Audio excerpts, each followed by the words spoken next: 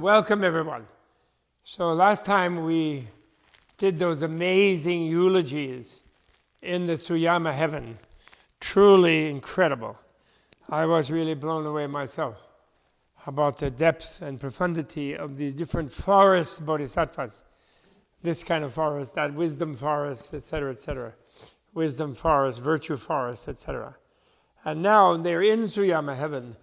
And so again now in these projected planes of the Buddha, where he, without leaving his position under the Bodhi tree, he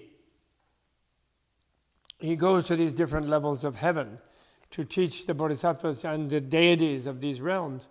And he's in the Suyama heaven, the heaven beyond contention. And it's quite amazing in a way in that it's still in the desire realm, but it's in the first place where there's no competition. So that means there's no jealousy in that place. So it's a purely blissful desire realm, and yet it's still a gendered, male-female, erotic, desire realm heaven. And but it's really a great one. But in itself, it has a kind of suffering by people getting trapped in eros. But yet, at the time when Buddha's there, of course, it's a universal place. It's where the Buddha's doorway of liberation is manifest. The Buddhaverse is manifest even there in that heaven. He wants to show that to the humans through the sutra. So in his enlightenment moment, he brings the whole world with him, and that's the reasoning behind, I think, the fact that this sutra reveals this secret activity that Buddha did when he was under the Bodhi tree. If you read in the ordinary story of Buddhahood, Buddha attains enlightenment under the Bodhi tree, and he just says, well, profound, peaceful, sabshi, usil dutel dumaje, duzi tawar chuchi kornye, sula tenjang gor mindugbe, sula tenjang nagitel du chikberne. So the Buddha says it is profound, it is peaceful, it is clear light, it is uncomplicated, and it is uncreated. It is like the elixir of immortality is the reality I have discovered, I have experienced. But whoever I teach it to, they won't get it. So I think I'll just hang out and stay peacefully by myself in the forest, in the garden here, in the forest actually. Yes. I'll stay alone here in the forest. But that's what is in the ordinary reality. He's just taking a break. But actually, this sutra reveals that his break is going in all the divine heavens, And so, although this is a sutra which is recorded by Ananda, the sutras of the Buddha are recorded by Ananda, but the esoteric teachings of the Buddha are recorded by Vajrapani, and so so I would say that this one is recorded by both Ananda and Vajrapani in Sanskrit, because these are delivered in Sanskrit because they're taught in the divine realms, and so now one of the forest bodhisattvas, the virtue forest bodhisattva, the beauty forest bodhisattva, because virtue is beauty, he gives a teaching called the 10 practices. And this may be one of the first sets of 10 that will connect to the last third of the sutra, that when we get to it, hundreds of pages further, where Sudana will meet people who are adept in these practices. But I'm not sure, these are the beginner bodhisattva seekers' practices. It may even be before bodhisattvahood, I'm not sure. But they may also be enlightening beings' first practices, so there may be more than 52. In the Chinese commentary, they say there are 52. And this may be the first set of 10. Okay? Then the enlightening being forest of virtues, imbued with the Buddha's power, entered into absorption in the skillful meditation of enlightening beings. And I like to use the word trance rather than absorption. I think it's probably samadhi, because it's not a formless realm, trance. It's a skillful meditation of enlightenment being. It's that where skill is involved. So it's an artful one. So, but I still like the word trance. But everywhere he says absorption, I might read trance occasionally. Sorry, Tom. I hope you don't mind. We could save, in a way, trance. We could save trance for only the formless realm ones. Infinite space, infinite consciousness, nothingness, and beyond consciousness and unconsciousness. But, because trance is good for that. And samadhi, in a way, is more multi-meaning, but it's one-pointedness. And so I think this is probably translating samadhi in Sanskrit, and in Chinese I'm not sure what it is. But in a way, maybe ultimately in the future we can use samadhi, because samadhi is becoming an English word. But maybe in Tom's time it wasn't, so he's sticking with absorption. So I'll keep reading absorption. Occasionally I might break into samadhi, or trance.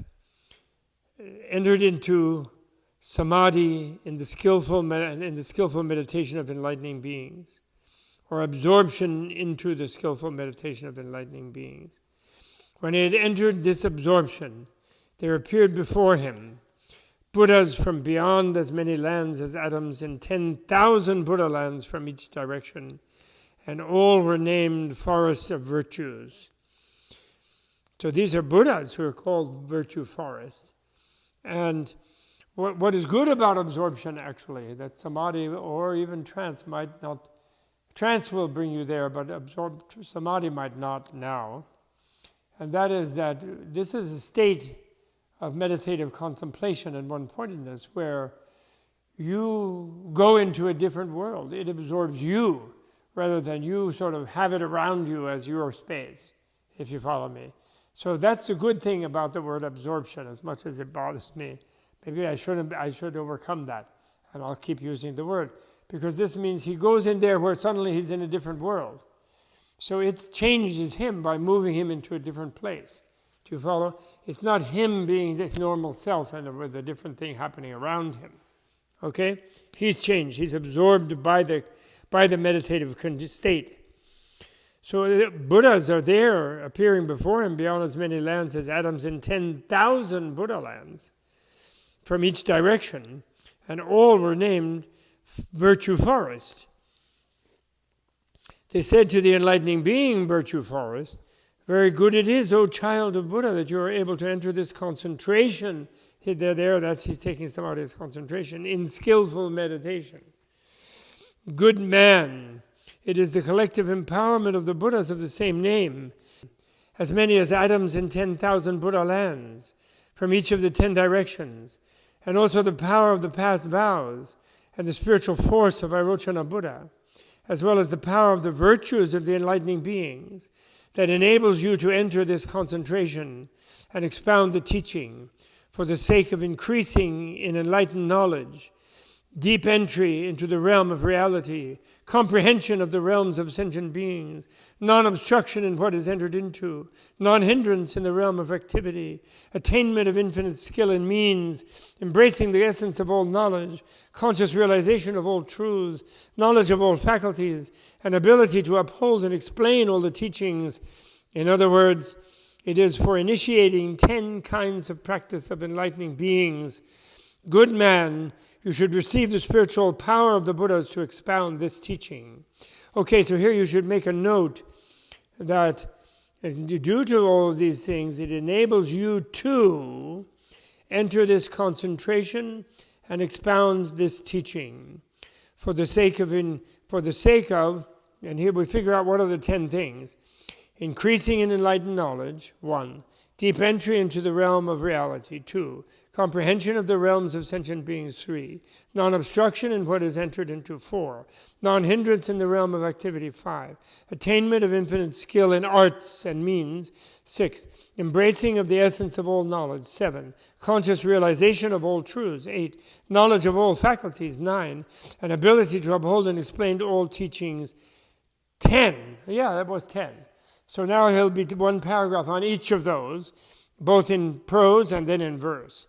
Okay? In other words, it is for initiating 10 kinds of practice of enlightening beings. Good man, you should receive the spiritual power of the Buddhas to expound this teaching. Then the Buddhas bestowed on the enlightening being virtue forest, unobstructed knowledge, unattached knowledge, uninterrupted knowledge, teacherless knowledge, knowledge without folly, unvarying knowledge, unerring knowledge, immeasurable knowledge, invincible knowledge, unflagging knowledge, and knowledge that cannot be taken away. 10 kinds of knowledge. Why? Because the power of this concentration is naturally thus. Enlightening, so that's it. So this is very important to say teacherless knowledge, because this is dealing with the issue of, well, is this just something I learned from you, or is this something that comes out from within myself? So the fact that this is teacherless knowledge is true education. It doesn't pretend to come from these infinite numbers of Buddhas. It comes from virtue forest enlightening being himself, his own wisdom. Because that's what they are, is his wisdom. Then the Buddhas each extended their right hands and patted the enlightening being's virtue forest on the head, whereupon he rose from concentration and addressed all of the enlightening beings, saying, so that's the initiatory gesture. It's like this is like an initiation, a diksha, an abhisheka. He's by putting all their hands, infinite numbers of Buddhas, these are as many as subatomic particles in 10,000 Buddha lands, they all put their hand on top of his head.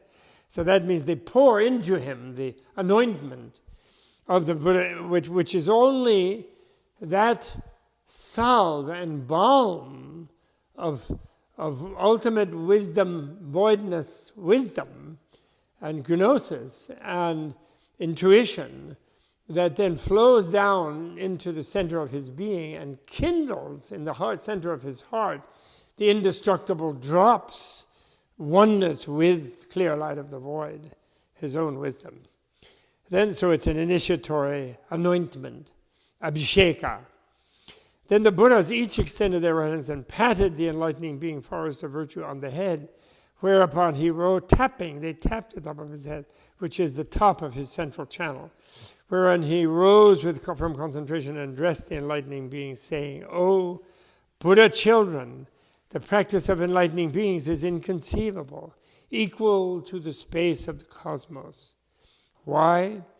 Because enlightening beings cultivate practice in emulation of the Buddhas of past, present, and future.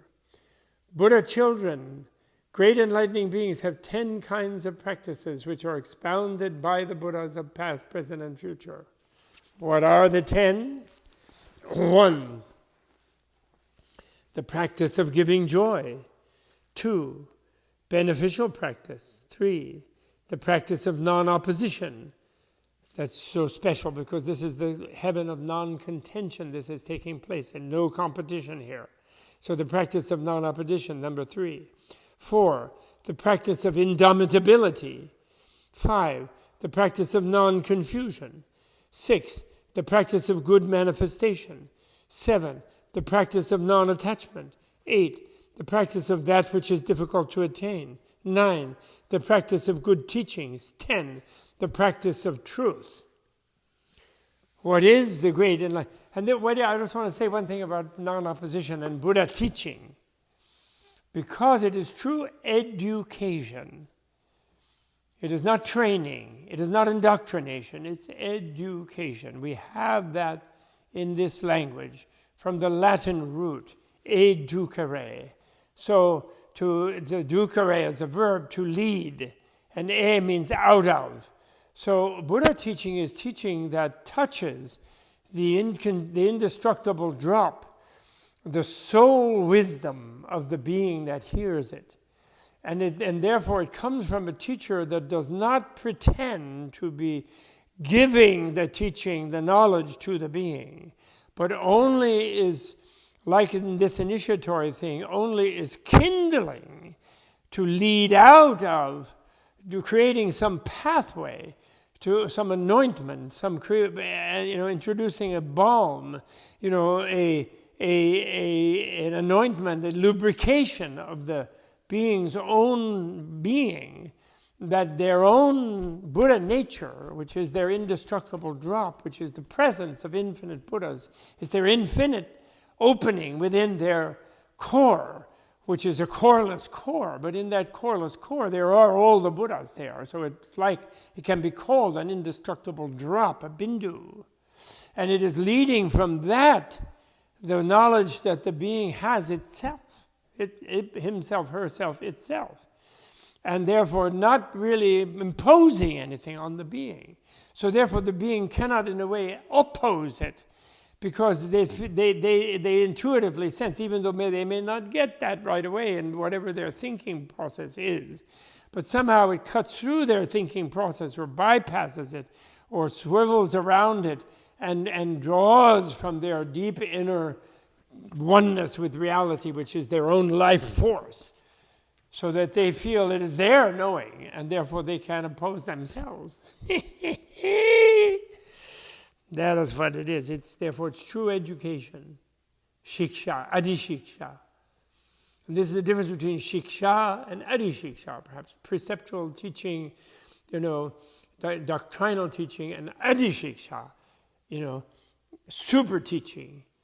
The super teaching is the teaching which is educational teaching, because the teacher is open to the knowledge being there in the student, rather than imposing something on the student. O Buddha children, the practice of enlightened being is inconceivable. Why? Because enlightened beings cultivate practice in emulation of the Buddhas of past, present, and future.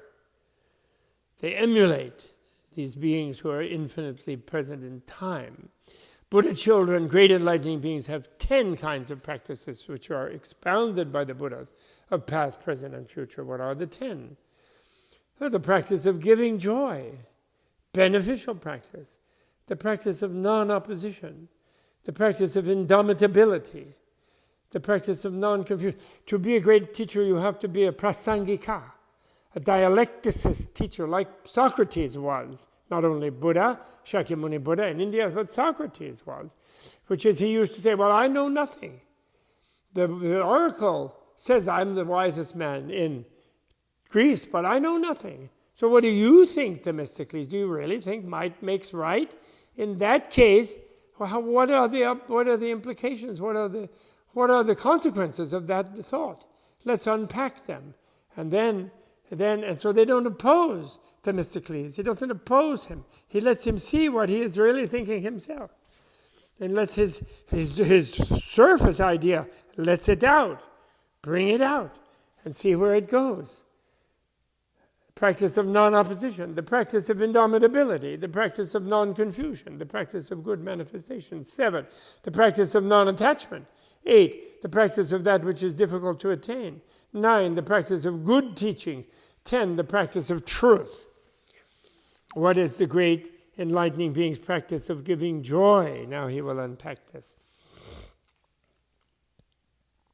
Here the enlightening beings are magnanimous givers, bestowing whatever they have with an equanimous mind, without regret, without hoping for reward, without seeking honor, without coveting material benefits, but only to rescue and safeguard all living beings, to include all living beings in their care, to benefit all living beings, to emulate the original practice of all Buddhas, recall the original practice of all Buddhas, delight in the original practice of all Buddhas, purify the original practice of all Buddhas, further develop the original practice of all Buddhas, make manifest the original practice of all Buddhas, and expound the original practice of all Buddhas, to cause all sentient beings to be relieved of pain and suffering and attain comfort and happiness. When great enlightening beings cultivate this practice, they cause all living beings joy and delight. In any place there is poverty and want, they go there by the power of will to be born noble and wealthy, so that even if every single moment countless beings come to the enlightening beings and say, "O benevolent one, we are poor and in need, without sustenance, hungry and weak, worn out and miserable, on the brink of death. Please pity us and give us your flesh to eat, so that we may live," the enlightening beings would immediately give it to them to gladden and satisfy them. Even should countless hundreds of thousands of beings come begging this way, the enlightening beings would not shrink back, but would rather increase even more in kindness and compassion. Indeed, because enlightening beings all come seeking, the enlightening beings, seeing them, would become more joyful and think, I have gained a fine boon. These beings are my field of blessings. They are my good friends and benefactors. Without my asking them, they have come to cause me to enter into the Buddha's teaching. I should now cultivate learning in this way, not controverting the wishes of sentient beings. They should also form this thought: may all good that I have done, do, and will do cause me in the future in all worlds, among all beings, to receive an immense body, so as to satisfy all starving beings with the flesh of this body. And may I not die so long as even a single tiny creature is still not filled, and may the flesh I cut off be inexhaustible. By this, therefore, one has to become a planet with huge crops that would fill all of them with tofu and wheat and corn and fruit and whatever. By this virtue may I attain unexcelled, complete, perfect enlightenment and experience great nirvana. And may those who eat my flesh also attain perfect enlightenment, attain impartial knowledge, fulfill all Buddha teachings, extensively perform Buddha work until entering extinction without remainder. If the heart of even one sentient being is unfulfilled, I will not attain unexcelled, perfect enlightenment. Thus do enlightening beings benefit the living, yet without any concept of self or any concept of sentient beings or any concept of existence or any concept of life. Without various concepts, no concept of personality, no concept of person, no concept of human being, no concept of doer or receiver. They only observe the infinity of the realm of reality and the realm of sentient beings, their emptiness, absence of existence, signlessness, insubstantiality, indeterminacy, non-dependence, and non-creation.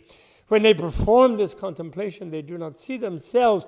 They do not see anything given. They do not see a receiver. They do not see a field of blessings. They do not see a deed. They do not see any reward. They do not see any result. They do not see any great result. They do not see a small result. Then the enlightening beings observe that all the bodies taken on by living beings in the past, future, and present eventually perish. Then they form this thought: how remarkable it is, how foolish and ignorant sentient beings are. Within birth and death, they receive countless bodies, which are perishable and transient, soon returning to decay and extinction, having already passed away, now passing away, and yet to pass away. They still cannot use the destructible body to seek the indestructible body. I should learn all that the Buddhas learned, realize omniscience, know all truths, and explain to sentient beings the indestructible nature of reality, which is equal in past, present, and future, and which accounts with utmost tranquility and serenity to cause them to permanently attain peace and happiness. This is called the great enlightening being's first practice of giving joy. And you know what? What this means is that enlightening being, when they do this first practice of giving joy, they reach through time and space, and they transcend thinking, and they transcend any personal sort of manipulative concept about the person and whatever, and they go into where they are only transmitting the inconceivable skill in creativity and in liberative art, in creative art of all infinite numbers of Buddhas of past, present, and future. And therefore they need to create a body that can be consumed by this being to even stay alive, even in a self-centered way, so that then they can think about the truth of suffering, the noble truth of suffering. They can think of how it is no good to actually just only have such a being that wants to consume the flesh of another being. And therefore they want to be infinitely consumable, and therefore, do you know what they would create? They would create a planet Earth. They would create a solar system. They would create a sun. They would create energy and power and stars and planets and Saturn and Mercury and Venus and what have it and whatever. And the perfect thing with all the constants being such that those beings would be able to create a life cycle. And then they would create within that desire realm heaven. They would not be able to stop the creation of different preta realms and hells and animal kingdoms. And all of this, they would be that themselves. And they would be all of that infinitely. In infinite, because that's what all the Buddhas do create. For infinite beings everywhere in infinite worlds. They create that so that the beings can live there and suffer there and yet recognize there and attain the type of intelligence eventually that will be sick of that, just eating something else. and stuffing it into themselves. And they'll eat plants and corn, hot dogs and pigs and cows and humans and whatever, and finally be sick of all of that and realize that that kind of a life dependent on other things is not suitable and is only suffering. And then they'll go in the desire realms and realize that just having endless eros is not suitable, and then they go beyond that to endless wisdom is not suitable, and endless anything that is self-centered is not suitable. And they will realize selflessness, and they will themselves become enlightening beings, and they will become Buddhas. Woo! And that is called the great enlightening being's first practice of giving joy. And somehow in reading that, I overcame at a deep level my Buddhist sense of the inadequacy of those who are creator monotheists. And their attempt at theodicy needs help and educational help. But it's all right. It's okay. Obviously, Yahweh is an enlightening being who wanted to feed all beings. So have them understand that eating of others is not enough. And instead you should feed. The joy is to feed them all.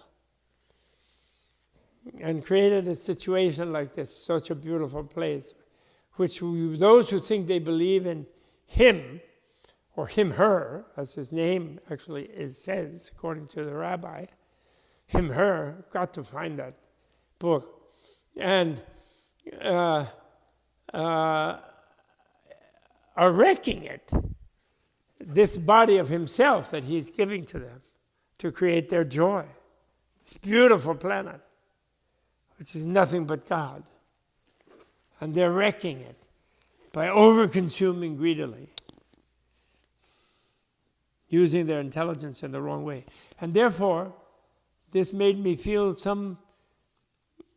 withdraw my critique of those multi-billionaires who are doing their space programs, because somehow they don't have faith, of course, that the creativity of love, of the loving universe, is such that this planet itself is perfect if it was handled with love and responded to unselfishly. So they don't have the faith at that, but they do have the will to make such a thing themselves. Like I think they read science fiction and they want to create like a belt of planet there, because they think people are so greedy that they needed more worlds to consume. So they want to create more accessible worlds for the people. They don't realize that this one is already perfectly adequate to deal with infinite numbers of beings if they are built with unselfishly. So it's, in a way, they are being enlightening beings without realizing it. And in a way, however, the generosity that they have is actually what attracts their wealth.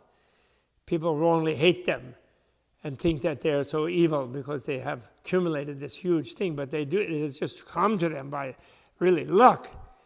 But it isn't luck, it's their generosity of spirit that has brought it to them. That's their creativity. So that's the great enlightening being's first practice of giving joy. What is the great enlightening being's beneficial practice? Number 2. Here enlightening beings maintain pure self-control, and their minds have no attachment to color or form, sound, fragrance, flavor, or feeling. Also, they preach this to sentient beings. They do not seek power, social status, wealth, appearance, or dominion. They have no attachment to anything, but just firmly uphold pure conduct, thinking, as I maintain pure discipline, I shall surely get rid of all bondage, the torment of craving, oppression, slander, and disturbance, and will attain the impartial truth praised by the Buddhas. When enlightening beings, but these billionaires, I think, didn't really encounter at the Buddha yet. They haven't imagined it. They've seen Buddha statues here and there, but they haven't encountered it yet as the problem. When enlightening beings maintain pure, so they have no faith. When they think they have to do it themselves. When enlightening beings maintain pure discipline this way, even if countless devils should come to them in a single day, each bringing countless goddesses all well versed in the arts of pleasure, beautiful and alluring, with various amusing things in order to disturb the enlightening beings' attention on the way, the enlightening beings think these desires, this eros, are hindrances to the way and obstruct unexcelled enlightenment. This is very poignant, this second practice, because he's teaching it in a really heavy-duty desire realm, heaven, where there's no opposition to eros. But yet the enlightening being is not just going to indulge. The enlightening being among the deities of the Yama heaven, this is why Buddha is teaching that there, they're going to set up a Dharma center in the enlightening heaven, and not just party all the time. These desires are hindrances to the way and obstruct unexcelled enlightenment because they're kind of consuming their partner's pleasure in a way, you see. Therefore, they do not conceive even a single thought of lust. Their minds are, but this is still the lust realm. He's teaching this. And their minds are as pure as Buddha. The only exception is in terms of expedient means of skillful arts to teach and transform sentient beings, yet they still do not relinquish the determination for omniscience. So they might teach Tantra, actually, in this heaven, how to make eros be unself-centered. Enlightening beings do not use the energy of eros in an unself-centered way. Enlightening beings do not afflict a single sentient being in pursuit of their own desires. They would rather die themselves than to do anything which would afflict a single being. So they won't use any domineering, manipulative and destructive and unloving sex, even in the super sex heaven. After enlightening beings have gotten to see the Buddha, they never arouse a single thought of lustful desire, much less act upon lustful desire. At this point, enlightening beings think, quote, all sentient beings throughout the long night of ignorance think of desires, pursue desires, and are attached to desires. Their minds are set in their ways, and they are addicted to desires, whirling along with them and not having any freedom. I should cause these devils and these goddesses and all sentient beings to abide by the unexcelled precepts. Once they abide in pure discipline, their minds will never turn back from the direction of universal knowledge, and eventually they will attain unexcelled, complete, perfect enlightenment, and finally enter complete extinction with no remainder. Why? This is the work we ought to do. We should follow the Buddha in cultivating this learning, and having done so, divorce all bad actions and get rid of the ignorance of the idea of self. Enter all Buddha teachings by means of knowledge and explain them to sentient beings, to rid them of delusion, all the while knowing, however, that there is no delusion apart from sentient beings, and there are no sentient beings apart from delusion, that there are no sentient beings within delusion, and no delusion within sentient beings, and also that it is not that delusion is sentient beings or that sentient beings are a delusion. Delusion is not something inside or outside, and sentient beings are not something inside or outside.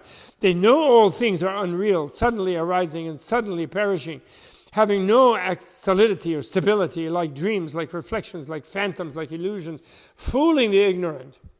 Those who understand in this way will be able to comprehend all actions, to master birth and death, as well as nirvana, to realize enlightenment, to save themselves and cause others to gain salvation, to liberate themselves and enable others to gain liberation, to conquer themselves and cause others to be tamed, to become tranquil themselves and enable others to become tranquil, to secure themselves and enable others to be secure, to be free from defilement themselves and cause others to be free from defilement, to be pure themselves and cause others to be pure, to be dispassionate themselves and cause others to be dispassionate, to be happy themselves and cause others to be happy.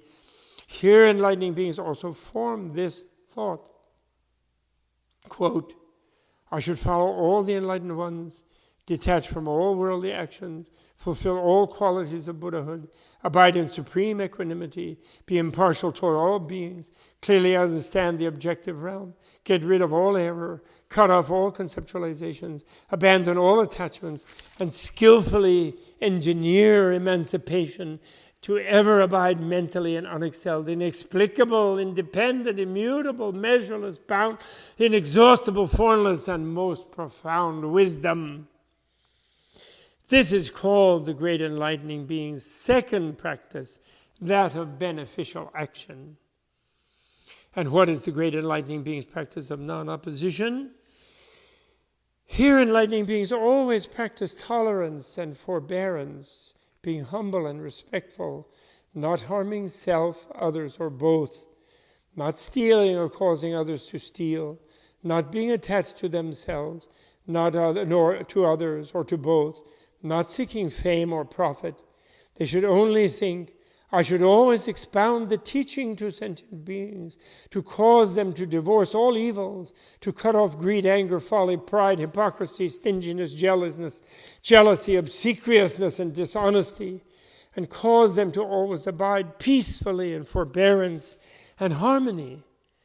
When enlightening beings achieve this forbearance, even if countless beings should come to them, and each being should produce countless mouths and utter countless words, unpleasant words, unwholesome words, displeasing words, undesirable words, words which are not those of the benevolent or the virtuous, words which are not those of wisdom, words which are not in accord with sagacity, words which sages do not approach, detestable words and unbearable words, even if they abuse and revile the enlightening beings with such speech, and furthermore, if they all had countless hands, bearing countless cudgels with which they attacked and injured the enlightening beings without relenting for immeasurable aeons, should enlightening beings encounter such torture, their hair standing on end, their life about to end, they form this thought: if my mind is disturbed by this suffering, then I have not mastered myself, I have not self-possessed, I do not understand myself, I am uncultivated, I am not properly stabilized, I am not at peace, I am careless, I give rise to attachments, how can I enable others to attain purity of mind? Then the enlightening beings also think, since beginning this time I have dwelt in birth and death and experienced its pains and vexations. Thus reflecting, they redouble their efforts, purify their minds, and attain joy. They skillfully tune and concentrate themselves, and themselves able to abide in the Buddha teaching, they also enable sentient beings to abide in the same condition. They further reflect, this body is empty and null. It has no self or possessions. It has no reality. It is void by nature with no duality. Neither pain nor pleasure has any existence because all things are empty. Now I should expound this teaching for people to enable all sentient beings to do away with their views, their rigid fanatic views. Therefore, though I meet with suffering today, I should accept it with patience, out of compassion for beings, to benefit beings, to pacify beings, out of pity for beings, to take care of beings and not abandon them, to attain enlightenment myself, and also to enable others to attain enlightenment, so that my mind will never regress, and so that I may progress on this way to Buddhahood. This is called the enlightening being's third practice of non-opposition. What is great enlightening being's practice of indomitability? Note there in that third practice that the enlightening being knows that the mind cannot be killed by the body being beaten, and is willing and perfectly free to die, and even doesn't rush to die on the beating, because although knows that the enlightening being's body has the wonderful reflex of being able to merge with infinite life energy, which is at the second of death, when you leave that body that is being beaten to a pulp. But they don't rush toward that selfishly. They are even thinking that may these beings who beat me this way contact me, and by seeing me not oppose them, may they then come to realize that they shouldn't be beating beings, because nobody really is opposing them, because they are one with all the other beings. So they even linger in their masochistic, what we would call masochistic, but it only means that they are trying to push love through suffering, that they don't hasten their dying and their passing out, which brings them right straight to bliss. They know, because they are conscious. If they be able to do that, they have that kind of consciousness. What is the great enlightening being's practice of indomitability? This is the fourth practice. Here the enlightening beings cultivate various forms of energy: foremost energy, great energy, excellent energy, outstanding energy, supreme energy, sublime energy, exalted energy, unsurpassed energy, unequaled energy, comprehensive energy. They become naturally free from the three poisons of greed, hatred, and delusion, naturally free from pride and conceit, naturally not hypocritical, naturally not stingy or jealous, naturally not deceitful, naturally conscientious. Ultimately, they do not make any effort that would afflict a single living being. They only make efforts to cut off all afflictions, to pull out the roots of all confusion, to get rid of all force of habit, to know all realms of living beings, to know where all beings die and are born, to know the afflictions of all sentient beings, to know the inclinations of all sentient beings, to know the perspectives of all sentient beings, to know the superiority and inferiority of faculties of all sentient beings, to know the mental activities of all sentient beings, to know all realms of phenomena, to know the basic nature of all Buddha qualities, to know the equal nature of all Buddha qualities, to know the equal nature of all time, frame, flames, to attain the light of knowledge of all Buddha teachings, to experience the knowledge of all Buddha teachings, to know the unique true character of all Buddha teachings, to know the infinity of all Buddha teachings, to attain far-reaching decisive knowledge of techniques and arts of all Buddha teachings, and to attain the knowledge to analyze and expound the expressions and meanings of all Buddha teachings. Once enlightening beings have perfected these practices of energetic effort, if someone should say to them, "Can you pass countless aeons enduring the pains of uninterrupted hell for the sake of each and every being in countless worlds?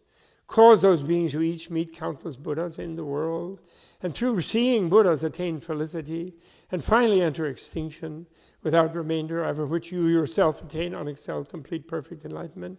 They would answer, "Yes, I can." Then again, if someone should say, "There are countless oceans. You should drain them drop by drop with a hair tip. There are countless worlds. You should shatter them to atoms and count each and every drop of the oceans and atoms of the world. And for that number of aeons endure incessant suffering for the sake of living beings." The enlightening beings would not have a moment of regret or resentment on hearing such words. They would only be more joyful, feeling profoundly happy and fortunate that they had attained such a great benefit, liberated from suffering. No, that they could attain by their power. They'd attained such a great benefit that they could attain by their power, enable sentient beings to be forever liberated from suffering. Enlightening beings, by these means which they employ, enable all beings in all worlds to eventually reach ultimate release without remainder, picking up all the atoms of all the worlds with a hair tip, counting them all, enumerating them all.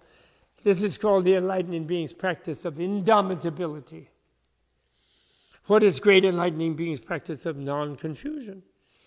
Here enlightening beings perfect right mindfulness, their minds free from pain, immeasurably vast, without any delusion or confusion. By virtue of this right mindfulness, they will understand all worldly speech and are able to remember the verbal explanations of transmundane laws. That is to say, they can remember the explanations of material and immaterial phenomena. They can remember the explanations of the definitions of the intrinsic nature of sensation, perception, conditioning, and consciousness without any confusion in their minds. In the world, they die in one place and are born in another without confusion in their minds. They enter the womb and leave the womb without confusion in their minds. They arouse the will for enlightenment without confusion in their minds. They attend teachers without confusion in their minds. They earnestly practice the Buddha's teachings without confusion in their minds. They notice the doings of demons without confusion in their minds. They divorce demonic activity without confusion in their minds. They cultivate enlightening practice for countless aeons without confusion in their minds. The enlightening beings, having developed this immeasurable right mindfulness, spend countless aeons listening to fruitful teachings from enlightened and enlightening guides, profound teachings related to emptiness, vast teachings relating to activity in the relative world, teachings relating to adornment by beautiful, virtuous quality, teachings of all kinds of arrays of the qualities of the cosmos, all interrelated teachings expounding various bodies of words, phrases, and sentences, teaching of the establishments of enlightening beings and sentence enlightening beings, teaching of the supremacy of the spiritual power and radiance of the Buddhas, teaching of the purity and correct seeking of certain understanding, teaching of non-attachment to any world, teachings which define all worlds, teaching of extremely broad scope, teachings of removing the blinders of ignorance and understanding all beings, teaching of what is common and what is not, teachings of the excellence of enlightening knowledge, teaching of the independence of omniscience. Having heard these teachings, enlightening beings keep them constantly in mind for an incalculable period of time. Why? When great enlightening beings cultivate practices over countless aeons, they never afflict a single sentient being, which would cause light of right mindfulness. They do not ruin the right teaching and do not cut off roots of goodness. Their minds are always expanding knowledge. Furthermore, these enlightening beings cannot be confused or disturbed by any kind of sound, loud sounds, coarse and garbled sounds, terrifying sounds, pleasing sounds, displeasing sounds, ear-shattering sounds, sense-debilitating sounds.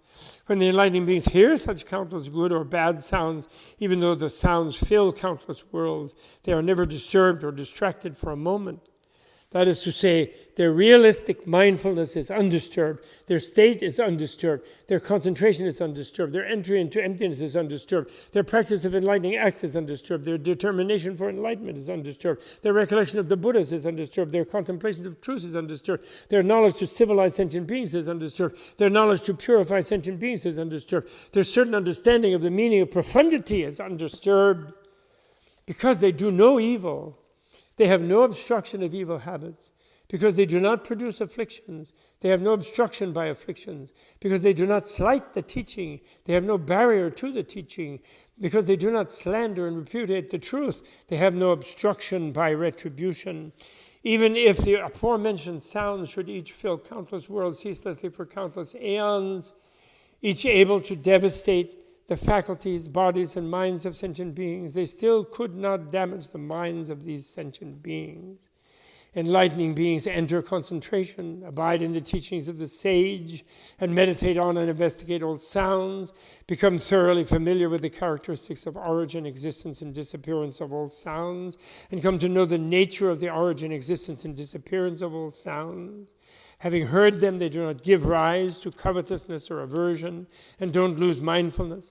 They apprehend their characteristics precisely without being influenced by or attached to them. They know all sounds have no existence and are in reality ungraspable, and that they have no creator and no origin, that they do, and that they are equal to nirvana and have no differentiations. Thus do enlightening beings perfect tranquil, peaceful, physical, verbal, and mental action, never regressing, till they reach omniscience. They skillfully enter all manner of meditative concentrations and know that all concentrations are of the same one essence. They comprehend that all things have no bounds and attain true knowledge of all things. They attain profound concentration detached from all sounds. They attain countless kinds of concentration. They increasingly develop a boundlessly vast mind of great compassion. At this point, enlightening beings attain countless concentrations in a single instant, and hearing such sounds are not disturbed. They gradually increase and broaden their concentration. They form this thought: I should get all beings to abide peacefully in unsurpassed pure mindfulness, so that they may attain non-regression on the way to omniscience and ultimately attain to nirvana without remainder. This is called the enlightening being's fifth practice, leaving confusion behind. And thank you, John Kabat-Zinn, and thank you, Sharon Salzberg, and thank you all of those who are teaching mindfulness practice everywhere, in every which way. Never mind, however it isn't fitting with this or that exact thing written in some ancient script. You are teaching that mindfulness, and you are helping may attain your abide. They form this thought: I should get all beings to abide peacefully in unsurpassed pure mindfulness, so they may attain non-regression on the way to omniscience and ultimately attain to nirvana without remainder. Thank you, all of you. This is called the enlightening being's fifth practice, leaving confusion behind. And what is the great enlightening being's practice of good manifestation? Here the enlightening beings are pure in thought, word, and deed. They abide in non-acquisition and demonstrate non-acquisitive thought, word, and deed. These are the artists. They know that physical, verbal, and mental actions have no absolute existence, because they are free from falsehood, they are free from bondage. What they demonstrate is without inherent nature and depends on nothing. They abide in mental accord with reality. They are realistic. They know the intrinsic nature of infinite minds. They know the inherent reality of all things is ungraspable, formless, exceedingly profound, and difficult to penetrate. They abide in the absolute state, true thusness, the essence of things. They appear in life by way of expedience, yet have no retribution for actions. This key about no retribution, he keeps coming back to, is very important. Many of us in our culture are mired in guilt, because we know we do bad things. We think bad things. We have said bad things. We do bad things. We regularly can't help it. Occasionally we do. It pops out. We did in the past bad things. We feel guilt. We absolutize them. We can never get rid of them. We have bad karma. We feel it's absolute. We can never get rid of it. Paying back bad karma endlessly, endlessly, endlessly. But on the other hand, we've had an infinite beginning. So it's beginningless. So we have infinite bad karma and infinite good karma. And then that will help us find freedom, emptiness, voidness, nullness. Not nothingness, but through the door of nothingness into infinite force of voidness, of freedom. The infinite force of clear light of voidness, clear light of nothingness. Absolute nothingness, not relative nothingness, as the great Keiji Nishitani Keiji, the great Japanese philosopher of Nagarjuna and of Western existentialism, as he beautifully taught. Emptiness is absolute nothingness, not relative nothingness. Absolute nothingness is infinite force, infinite energy. So because it's absolute, which means it stays out of the way of energy and allows energy to be infinite. By being absolute, it doesn't relate. So therefore it allows infinite relativity to function. Relative nothingness is just something you project and create in your mind. But the experience of it is a doorway to the relative giving yourself away, of melting blissfully into emptiness, of giving it up, as they say in hip-hop. So this, yet have no retribution for actions. So the only way to get rid of the infinite bad is the infinite good. And the infinite good is freedom. And the infinite good is always for others. So it multiplies by satisfying the need of others. The infinite bad is only for yourself. So although it's infinite, it's only one infinite. And one infinite is less than infinite to the infinite power. Infinite infinites. Way less. Sort of. In the realm of discrimination. Neither, of course, exist. Really. Unreally, they do. Unborn and undying, they abide in the dispassionate, tranquil nature of the realm of nirvana. They abide in the nature of true reality, absence of inherent reality or own being. They are beyond the power of speech to fully describe. They transcend all worlds and do not depend on anything. They enter into the truth that is free from discrimination, bondage, and attachment. They enter the true principle of supreme knowledge. They enter the transcendental truth which cannot be understood or known by any worldlings. Such are the characteristics of the enlightening beings, expedient, artful manifestations of life. The artistic life of the enlightening beings. These enlightening beings, for life itself being their art. These enlightening beings formulate this thought. The nature of all sentient beings is naturelessness. The reality of all beings is realitylessness. The nature of all phenomena is uncreated. The form of all lands of formlessness. In all worlds, there only exists verbal expression, and verbal expression has no basis in facts. Furthermore, facts have no basis in words. Thus do enlightening beings understand that all things are void, and that all worlds are silent. All the Buddha teachings add nothing. The Buddha teachings are no different from the phenomena of the world, and the phenomena of the world are no different from the Buddha teachings. The Buddha teachings and the worldly phenomena are neither mixed up nor differentiated. Knowing that the nature of elements is equal, entering everywhere into the triple world, never giving up the determination for great enlightenment, never retreating from the will to transform sentient beings, ever expanding and increasing the heart of great compassion, they are a reliance for living beings, these enlightening beings. Then enlightening beings also form this thought: if I do not develop and mature sentient beings, who will? If I do not pacify and civilize sentient beings, who will? If I do not teach and renew sentient beings, who will? If I do not awaken sentient beings, who will? If I do not purify sentient beings, who will? This is my duty, my task. They also form this thought: if I alone understand this profound teaching, then only I will attain liberation and unexcelled, complete, perfect enlightenment. While sentient beings, being blind, will enter perilous paths, bound by afflictions, like people seriously ill, constantly suffering pains.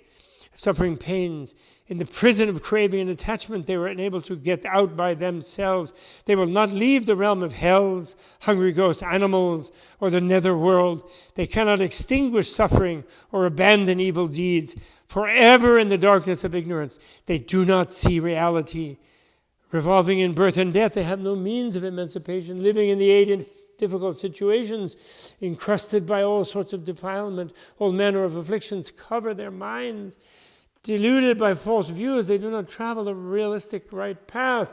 Thus, observing sentient beings, enlightening beings think, it would not be proper for me to abandon these sentient beings while they are still undeveloped, immature, and unruly, and myself attain unexcelled, complete, perfect enlightenment. I should first transform these sentient beings, practicing enlightening deeds for unspeakably many aeons, first developing the undeveloped and taming the unruly and civilizing the uncivilized. When these enlightening beings abide by this practice, if gods, demons, ascetics, priests, or inhabitants of any world, cherubim, titans, etc., should get to see them or sojourn with them for a while, and honor and respect them, serve them, and give them offerings, or even hear of them, once having crossed their minds, these deeds will not be in vain. They shall surely attain perfect enlightenment. This is called the great enlightening beings. Those demons, that means those beings in hell, shall surely attain perfect enlightenment. This is called the great enlightening beings' sixth practice, the practice of good manifestation. What is the great enlightening beings' practice of non-attachment? The seventh one. These great enlightening beings with minds free from attachment can in every successive instant enter into countless worlds and adorn and purify these countless worlds. Their minds free from attachment to anything in these worlds. They visit countless Buddhas, pay their respects, wait on them, and present them as offerings of countless flowers, perfumes, garlands, fragrant ointments, powdered incenses, clothes, jewels, banners, parasols, and various other adornments, all without number. These offerings are for the sake of the ultimate uncreated truth, for the sake of abiding in the inconceivable truth. In every instant, they see countless Buddhas. Their minds are free from attachment to the Buddha's places, and they have no attachment to the Buddha lands either. They also have no attachment to the distinguishing marks of the Buddhas, and while they see the Buddha's auras of light and hear the Buddha's sermons, yet they have no attachment. They also have no attachment to the congregations of the Buddhas and enlightening beings of the worlds of the 10 directions. Having heard the Buddha's teachings, their minds are joyful and the power of their will is greatly increased, so that they are able to encompass and carry out the practices of enlightening beings, yet they have no attachments. These enlightening beings, through unspeakably many aeons, see untold Buddhas appear in the world. They attend and supply each for countless aeons, never wearying of this. Seeing the Buddhas, hearing their teachings, and seeing the magnificent arrays of the assemblies of enlightening beings, they are unattached to any of them. And when they see impure worlds, they have no aversion. Why? Because these enlightening beings observe according to the Buddha's teachings. In the teaching of the Buddhas, there is neither defilement nor purity, neither darkness nor light, neither difference nor unity, neither truth nor falsehood, neither security nor danger, no right path and no wrong path.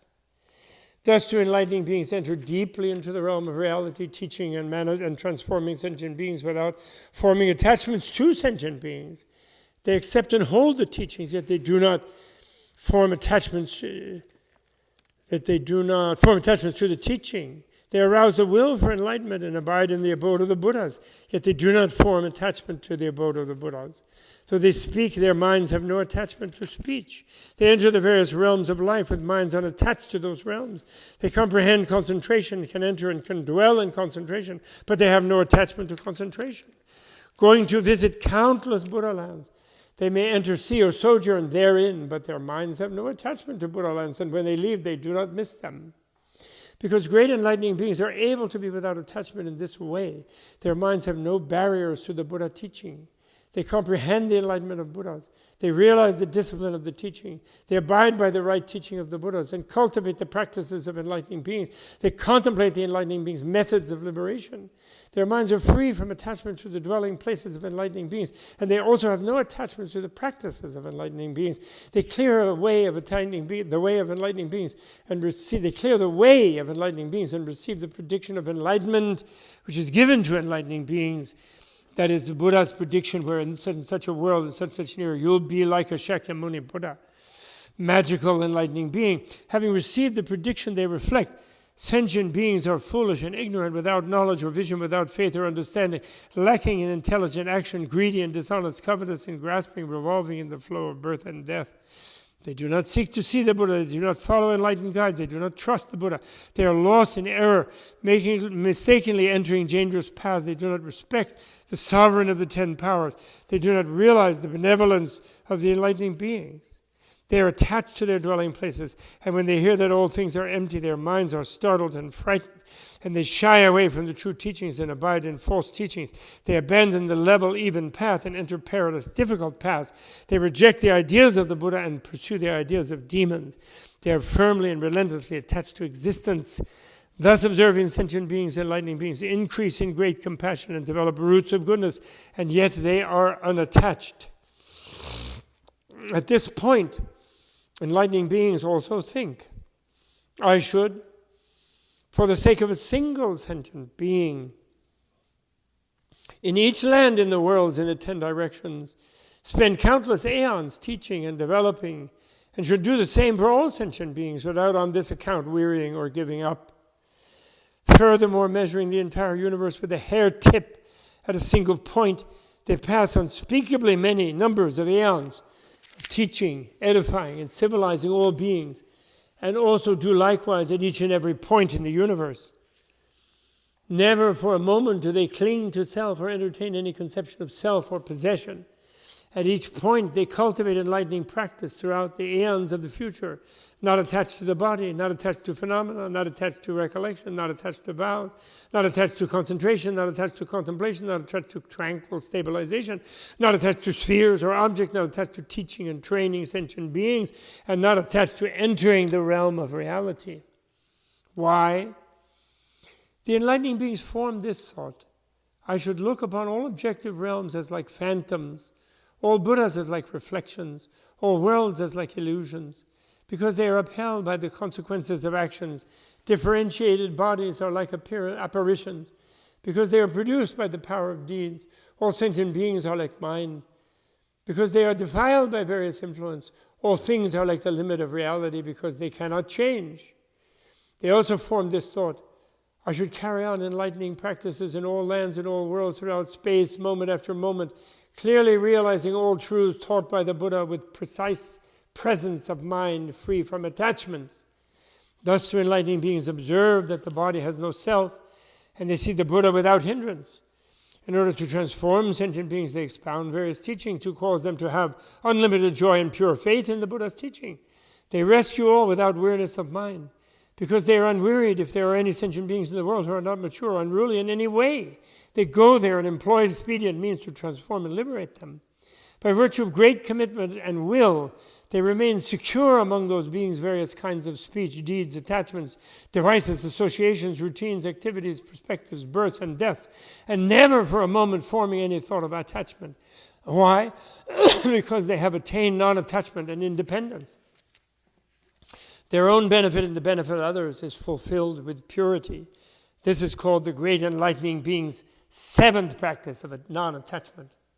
What is the great enlightening being's practice of that which is difficult to attain? Here the enlightening beings perfect roots of goodness which are difficult to attain. Invincible roots of goodness, supreme roots of goodness, indestructible roots of goodness, unsurpassable roots of goodness, inconceivable roots of goodness, inexhaustible roots of goodness, independently powered roots of goodness, greatly influential roots of goodness which are of the same essence as all Buddhas. When these enlightening beings carry out their practice, they attain supreme understanding of the Buddha teaching. They attain broad understanding of the Buddha's enlightenment. They never give up the vows of enlightening beings. And for all ages, their minds never weary. They do not shrink from suffering, and they cannot be moved by any demons. Under the care of all Buddhas, they fully carry out all the skillful difficult undertakings of enlightened beings. In cultivating enlightening practices, they are diligent and energetic, never lazy. They never retreat from the vow of universal salvation. Once the enlightening beings abide in these difficult to accomplish practices, they are able to transmute immeasurable ages of birth and death in every instant without giving up the great vow of enlightening being. They are able to transmute immeasurable ages of birth and death in every instant without giving up the great vow of enlightening beings. If any sentient beings serve and support them or even see or hear of them, they all will attain non-regression on the way to unexcelled, complete, perfect enlightenment. Though the enlightening beings understand that sentient beings are not existent, yet they do not abandon the realms of sentient beings. They are like ship captains, not staying on this shore, not staying on the other shore, not staying midway, yet able to ferry sentient beings from this shore over to the other shore, because they are always traveling back and forth. In the same way, enlightening beings do not stay in birth and death, do not stay in nirvana, and also do not stay in midstream of birth and death, while they are able to deliver sentient beings from this shore to the other shore, where it is safe and secure without sorrow or trouble. And they have no attachment to the numbers of sentient beings. They do not abandon one being for attachment to many beings, and do not abandon many beings for attachment to one being.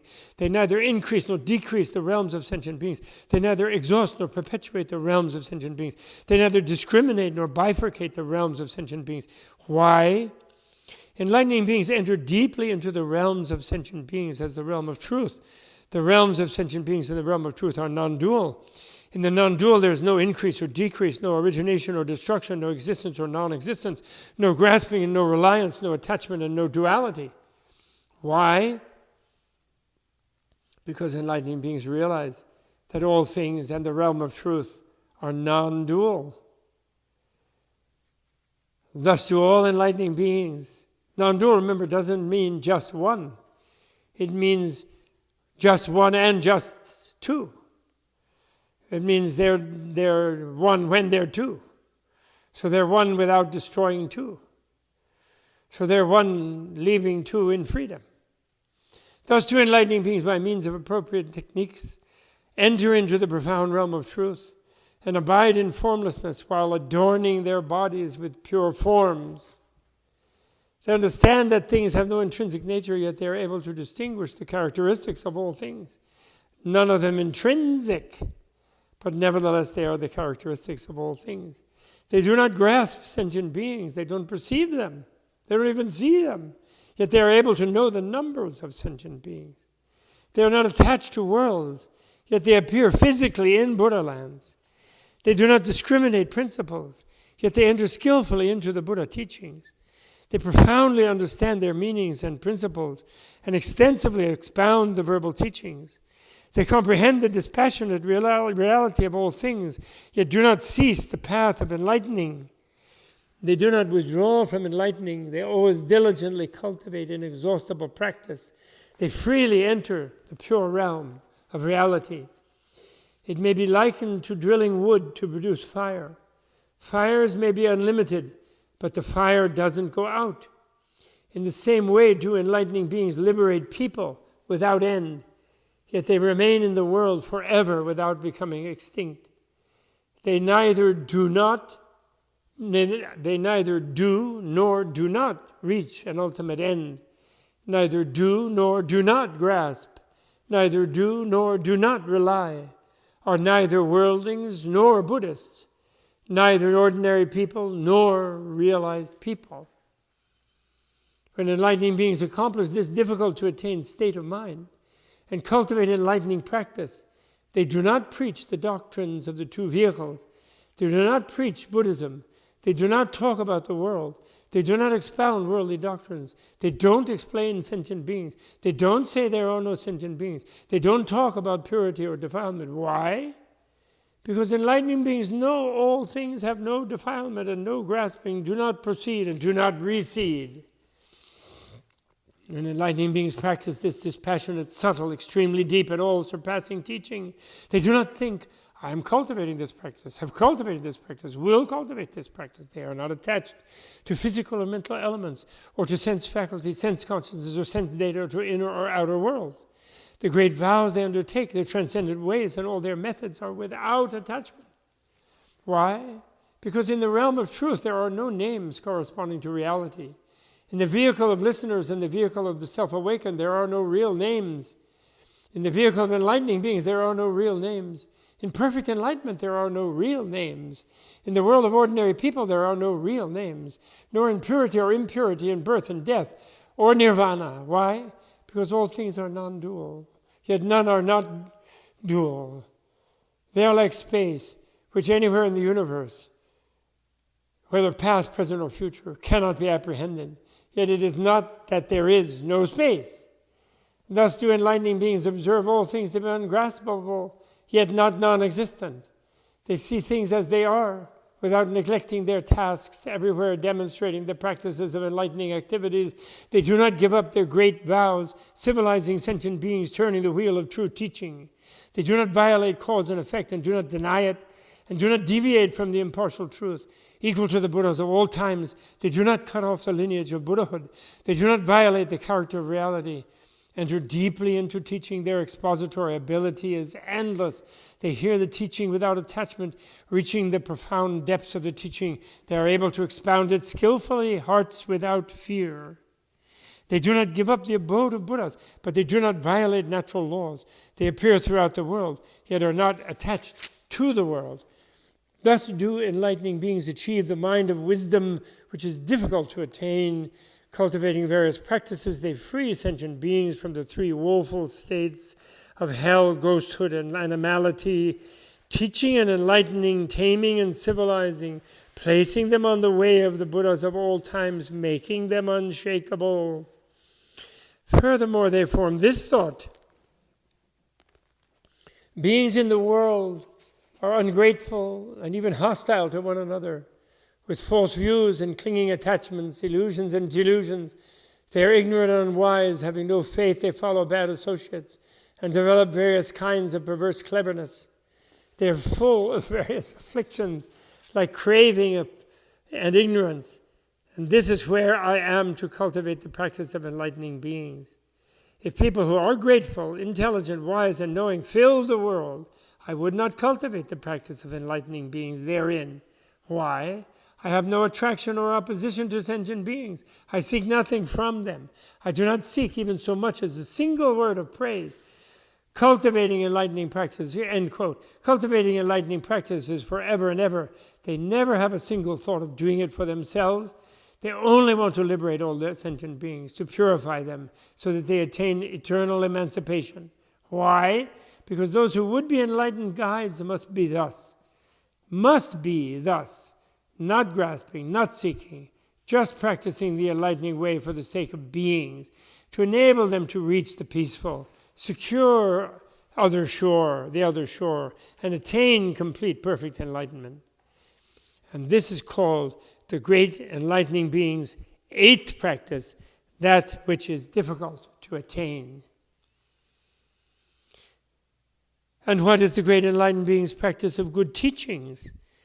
Here the enlightening beings act as pure, cool reservoirs of truth for the sake of beings of all worlds, celestial and human beings, devils and gods, ascetics and priests, etc. Maintaining true teaching, they do not let the seed of Buddhahood be cut off, because they attain the spell of pure light. In teaching and predicting enlightenment, their intellectual powers are inexhaustible, because they attain the spell of complete meaning.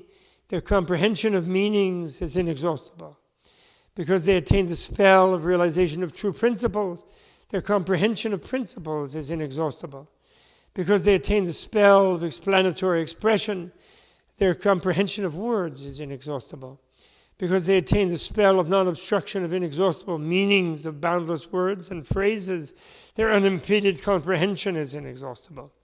Because they attain the spell of non-obstruction of inexhaustible meanings of boundless words and phrases, their unimpeded comprehension is inexhaustible. because they are anointed by the spell of the Buddha's coronation.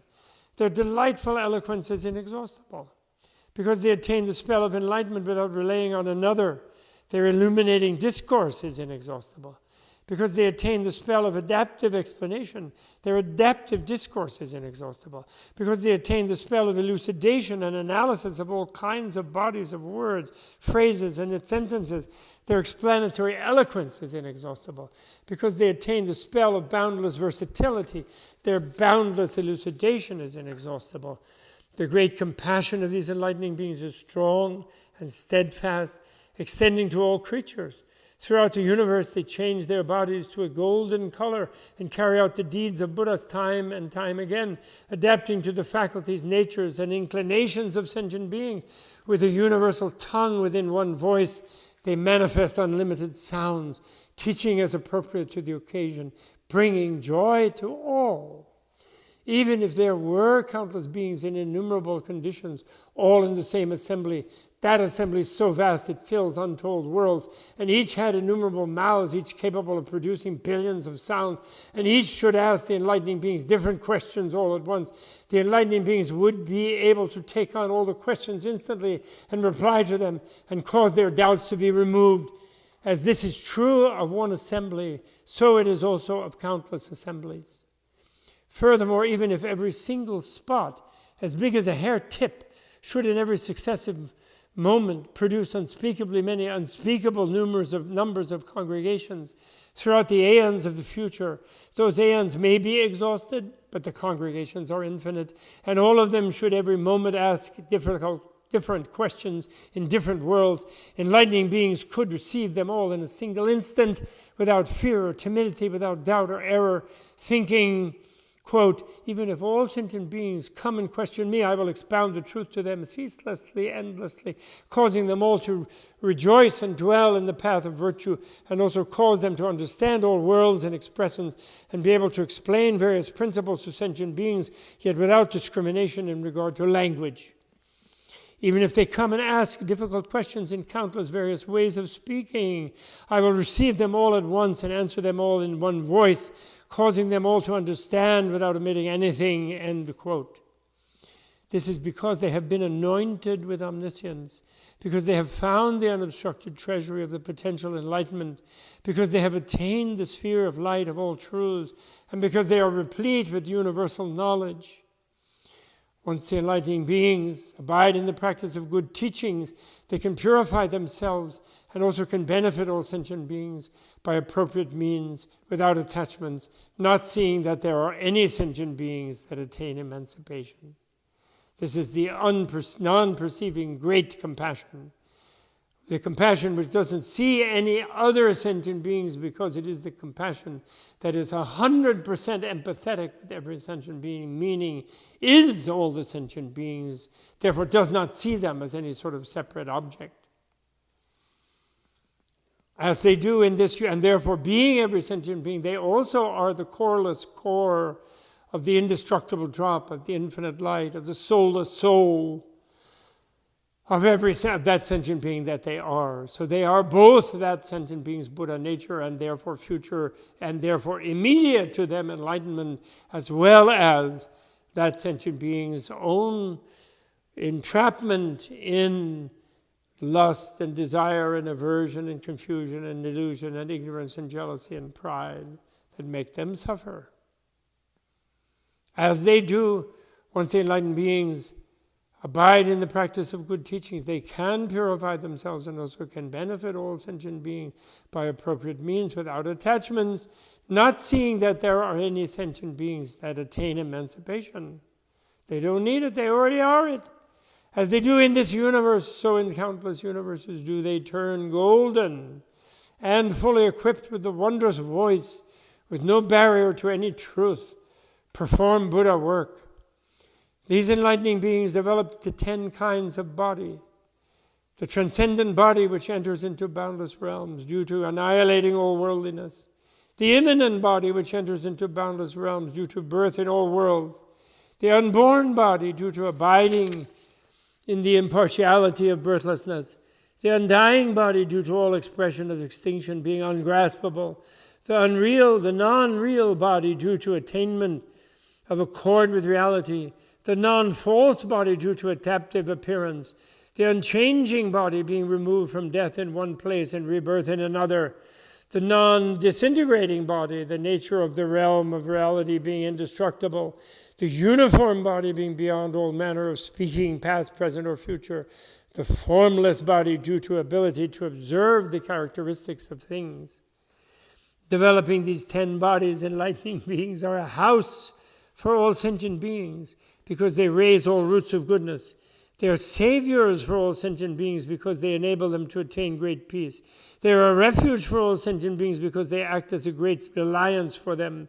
They are guides for all sentient beings because they enable them to attain unsurpassed emancipation. They are teachers of all sentient beings because they cause them to enter into the truth. They are lamps for all sentient beings because they cause them to see clearly the consequences of actions. Lights for all sentient beings because they cause the extremely profound, wondrous truth to be illuminated. Torch for all in all times because they cause them to clearly understand the truth. They are illumination for all worlds because they cause them to enter the state of radiant light. They are clarifiers for all realms because they cause them, because they reveal the powers of the enlightened. They are clarifiers for all realms of being because they reveal the powers of the enlightened. And this is called the great enlightening beings' 9th practice of good teachings. When enlightening beings abide in this practice, they are a pure, cool reservoir of truth for all sentient beings because they can plumb the source of all the Buddha teachings. Which is in the mind of every sentient being, in their indestructible drop, is the source of all Buddha teachings. What is the great enlightening beings' practice of truth? The 10th one. Here the enlightening beings perfect true speech. They can act in accord with what they say and can speak according to what they do.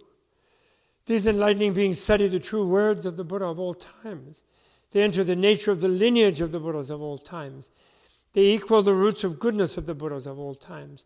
They apprehend the non-dual speech of the Buddhas of all times.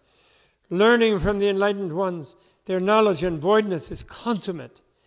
These enlightening beings develop the knowledge of what is so and what is not so in regard to sentient beings, the knowledge of consequences of past, future, and present actions, the knowledge of sharpness and dullness of all faculties, the knowledge of various realms, the knowledge of various understandings, the knowledge of where all paths lead, the knowledge of defilement or purity and proper or improper timing of all meditations, liberations, and concentrations, the knowledge of past abodes in all worlds, the knowledge of clairvoyance, and the knowledge of the end of all taints. And yet they don't give up carrying out all the practices of enlightening beings. Why? Because they want to teach and enlightening all living beings and purify them. The enlightening beings also conceive this overwhelming determination, quote, if I attain complete perfect enlightenment first, without having established all sentient beings on the path of unsurpassed liberation, I would be violating my original vow. That would never do. So I should first cause all sentient beings to attain unexcelled enlightenment and nirvana without remainder, and then after that fulfill Buddhahood. Why? Sentient beings have not asked me to set my mind on enlightenment. I, of my own accord, act as an unsolicited friend to sentient beings, wishing to first cause all beings to fully develop their good potential and attain omniscience. This is why I am supreme, because I am not attached to any world. I am highest because I dwell in the state of unsurpassed self-control. I am free from all blindness because I understand that sentient beings are boundless. I am done because my original vow is accomplished. I am versatile because of the adornment of virtues of enlightening beings. I am reliable because of the acceptance of the Buddhas of all times. Because the enlightening beings, end quote, because the enlightening beings do not give up their fundamental vow. This is called, by the way, in the esoteric, the svadhisthana, or the svadhisthana, self-blessing, self-consecration, self-anointment. Because the enlightening beings do not give up their selfless self-enlightenment, of course. Because the enlightening beings do not give up their fundamental vow. They gain entry to the adornment of unexcelled knowledge and wisdom. They benefit living beings, causing them all to be fulfilled. They attain final consummation of their original vow. Their knowledge has free access to all truths. They cause all sentient beings to attain to purity. Instant to instant, they travel throughout the worlds of the 10 directions. Instant to instant, visiting countless Buddha lands. Instant to instant, seeing countless Buddhas and the pure lands the Buddhas adorn. They show the independent spiritual power of the enlightened, pervading the space of the cosmos. These enlightening beings manifest innumerable bodies, entering all worlds without relying on anything. In their bodies, they manifest all lands, all beings, all phenomena, and all Buddhas.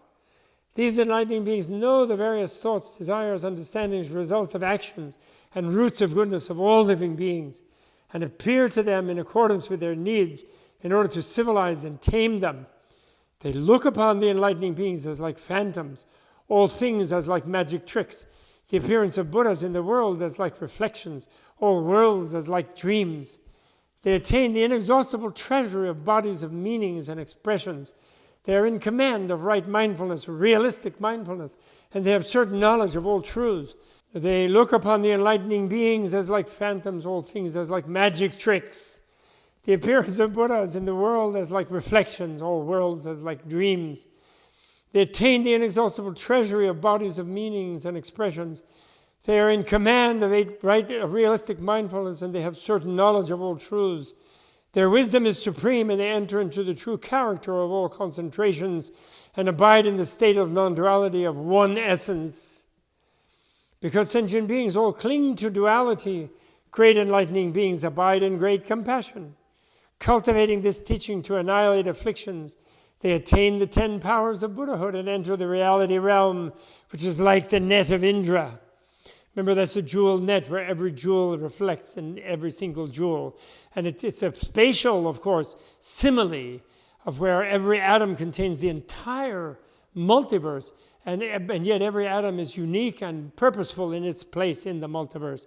And yet each atom contains infinite universes, which themselves have every jewel net of Indra and so forth and so on. So we contain all Buddhas, that means, in our thing, and yet we, in our wish to attain Buddhahood and feeling of not attaining and suffering, we also drive the existence of all Buddhas and the teachings of all Buddhas and the presence of all enlightening beings, because this is the net of Indra in time as well as space. It's harder to see in time because time is not visual. Time is purely mental. It's purely intuitive and not visual. So the future, the dimensions of time are not visible like the dimensions of space. So jewel net of Indra. So every moment contains all eternities. And all eternities have, each moment in all eternities are unique and perfect in that eternity. And therefore each moment contains within itself many eternities that have moments in them that contain all eternities, down to never reaching nothingness, either big or small. Accomplishing but clear light, never leaving clear light of emptiness, clear light of the void, clear light of freedom, clear light of bliss. Okay? Accomplishing the unhindered liberation of the enlightened, they are valiant among humans. Roaring the lions roar, they attain fearlessness and are able to turn the wheel of the unimpeded pure teaching. Attaining liberation of intellect, they know thoroughly all objects in the world. Stopping the whirlpool of birth and death, they enter the ocean of wisdom. Preserving the right teachings of the Buddhas of past, present, and future for the sake of all sentient beings, they reach the fountainhead of the real character of the ocean of all Buddha teachings. Once enlightening beings dwell in this practice of truth, any beings who associate with them are caused to open up in understanding, be full of joy, and completely pure. This is called the great enlightening beings' 10th practice of truth, of reality. It's the 10th Bodhisattva. So it's interesting, it's like, although this is still a preliminary 10 practices in the sense of the vastness, magnificent vastness of the flower ornament of the Buddha Avatamsaka, the Buddha-Garland of the universe. In every preliminary, all the final ones are present, like a jewel net of Indra.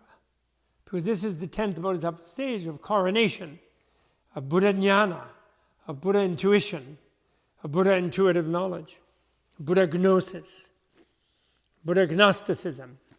Then because of the supreme power of the Buddha, in each of the 10 directions, as many worlds as atoms in a Buddha land, quaked in 6 ways, moving everywhere, moving rapid equally everywhere, rising everywhere, rising equally everywhere, surging everywhere, surging equally everywhere, shaking everywhere, shaking equally everywhere, roaring everywhere, roaring equally everywhere, crashing everywhere, crashing equally everywhere. It rained beautiful celestial flowers, celestial perfumes and incense, celestial garlands and raiment, celestial jewels and ornaments. Heavenly music played and celestial lights shone, conveying the subtle voices of all such celestial beings. The miracles that appeared when the 10 practices were expounded in the Suyama heaven of this world also appeared likewise in all the worlds of the 10 directions. Also due to the spiritual power of the Buddhas, from each of the 10 directions, as many enlightening beings as atoms in 100,000 Buddha lands came to this world from beyond worlds as numerous as atoms in 100,000 Buddha lands, filling the 10 directions. And they said to the enlightening being, forest of virtue, excellent, O child of Buddha, O Buddha child, O Buddha heir, you can skillfully expound the practices of enlightening beings. We are all similarly named Virtue Forest, and all the worlds we live in are all called Virtue Banner, and the Buddhas of those world lands are all named Universal Virtue. At our Buddha's places, this teaching is also expounded. The assembly, words, and principles are all the same, nothing more and nothing less. Child of Buddha, we have all come to this assembly through the power of the Buddhas to be witnesses for you. This is also true of all the worlds in the 10 directions. Then the enlightening being, Virtue Forest, by the spiritual power of the Buddha, looked over all the congregations in the 10 directions throughout the cosmos, because he wanted to cause the lineage of Buddhas to continue, to cause the family of enlightening beings to be pure, to cause those who undertake vows not to regress, to cause practitioners to persevere, to cause all peoples in all times to be equal, to contact all the strains of Buddhas of all time, to expound roots of goodness that have been cultivated, to observe and analyze all faculties, inclinations, understandings, afflictions, habits, and mental activities, and to clarify the enlightenment of all Buddhas, said in verse, wholehearted honor to the lords of 10 powers, undefiled, totally pure, the unobstructed seers.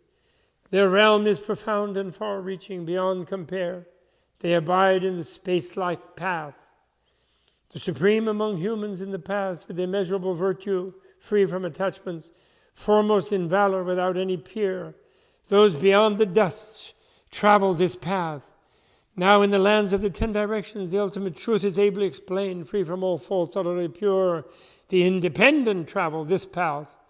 The future lions among humans travel everywhere throughout the cosmos. Having evoked the Buddha's mind of compassion, the benefactors travel this path. The incomparable honored ones of all times naturally destroy the darkness of ignorance. Equanimous toward all things, those of great power travel this path. They see countless, boundless worlds everywhere, all their beings and conditions, yet having seen, do not discriminate falsely. The imperturbable travel this path, understanding everything in the cosmos, most clear about the ultimate truth. They forever destroy anger, pride, and folly. The virtuous travel this path, actually distinguishing sentient beings. They enter the true nature of all phenomena, spontaneously understanding without relying on others. The space-like travel this path. To all lands throughout space they go and teach. Through many examples what they teach, pure and irrefutable, the supreme sages travel this path. Thoroughly stable, unregressing, they accomplish the noble supreme teaching. Willpower inexhaustible, they reach the other shore. Good practitioners travel this path. All stages infinitely boundless, their vast, most deep and subtle realms. All they know and see without exception, the lions of philosophy travel this path. Understanding the meanings of all expressions, crushing all disputes. They are certain of the truth without a doubt. The great sages travel this path, getting rid of the errors and ills of the world, giving peace and happiness to all beings. They can be peerless great guides. Those of excellent virtue travel this path. They always give impartially to beings, causing them all to rejoice. Their minds pure, free from all taint. The peerless ones travel this path. Their mental actions are pure and well-tuned. Divorcing sophistry, they speak without fault. Their magnificent auras, admired by all. The supreme travel this path, entering truth, reaching the other shore, abiding in virtue, minds forever at rest. The Buddhas always protect them. Those who extinguish being travel this path. Detached from self, free from affliction, always proclaiming the truth aloud. They reach all lands in the 10 directions. The incomparable travel this path, having fulfilled transcendent generosity, adorned by 100 marks of blessing. All who see them are joyful. The supremely wise travel this path. This state of knowledge, hard to enter, they can abide in by subtle wisdom. Their minds ultimately imperturbable. Those firm in practice travel this path, able to enter all realms of being in the cosmos and find the ultimate wherever they enter. Their spiritual powers free and all embracing. Those illumined by truth travel this path. The incomparably great sages cultivate the duality of concentration. Their minds are always in equipoise, enjoying tranquility. The all-seers travel this path. The interpenetration and distinction of minute and great lands, they know all in their proper spheres. The mountain kings of knowledge travel this path. Their intellects are always clear and clean, without attachments in the world. Keeping the precepts, they reach the other shore. The pure-minded travel this path. Knowledge and wisdom, boundless, inexpressible, pervading the space of the cosmos. They ably learn to abide therein. Those of indestructible wisdom travel this path. Their knowledge enters and pervades the realms of all Buddhas of all times, never for a moment growing tired or wearied. The Supreme travel this path, well able to discern the elements of the 10 powers. They know where all paths lead, their actions unhindered, and they are free. Those embodying virtue travel this path. All the sentient beings there are in the infinite worlds in the 10 directions, they will rescue without forsaking. The fearless travel this path. Earnestly practicing the Buddha teachings, their mind ever vigorous and indefatigable, they purify all worlds. The great dragon kings travel this path. Knowing the dissimilarities in beings' faculties and the countless differences in inclination and understanding, they clearly comprehend all kinds of realms. Those who go everywhere travel this path. To infinite lands in the worlds of the 10 directions they go and are born countless times with never a thought of weariness or disdain. The joyful ones travel this path. Radiating nets of countless lights, illuminating all worlds. They enter the nature of reality wherever the light shines. The good-minded travel this path, causing the lands of the 10 directions to tremble. Countless billions of trillions, they do not cause the beings to fear. This is the path traveled by benefactors of the world. Understanding all principles of language, they are consummately skilled in dialogue. Their brilliant discursive intellect, knowing all, this is the path traveled by the fearless. They understand the various lands with various orientations, discerning, thinking, finding the ultimate, causing all to abide in the state of inexhaustibility. This is the path traveled by those of superior intellect.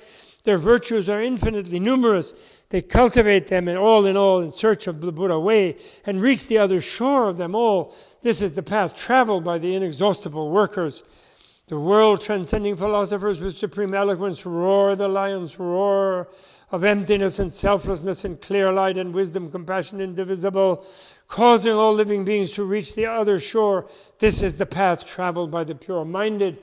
They have already been crowned with the supreme teaching of the Buddhas. Their minds always dwell in the truth. The broad-minded travel this path. Sentient beings have innumerable differences. They comprehend their minds thoroughly, maintaining with certainty the treasury of Buddha teachings. Those like polar mountains travel this path. They are able to reveal countless sounds in each and every word, enabling beings to understand in accord with their kind. The unhindered seers travel this path. Their knowledge has impartial access to all rules of language, while they dwell in the realm of real truth. This is the path traveled by those who see the essence, abiding at peace in the deep ocean of truth, able to verify all actualities. They understand the true aspect of signlessness of things. This is the path traveled by those who see the truth. They travel to every Buddha land over countless, boundless aeons, observing and meditating ceaselessly. This is the path traveled by the indefatigable, infinite, countless Buddhas, their names each different. They clearly see in the space of a point. This is the path traveled by those of pure virtue. They see Buddhas in the space of a point, their number beyond measure or speech. The same true for every phenomenon. The children of Buddhas travel this path, measureless, boundless, countless aeons. They clearly see in an instant and know their length has no fixed characteristics. This is the path traveled by the liberated. They can cause all who see them to benefit, all planting affinities with the Buddha teaching, yet they have no attachment to their deeds. This is the path traveled by the most excellent. Meeting Buddhas for billions of aeons with never a thought of weariness. The joy in their hearts increases more and more. This is the path traveled by those who don't see in vain. Observing the realm of all beings over countless, boundless aeons, they've never seen that a single being exists. This is the path of the steadfast heroes.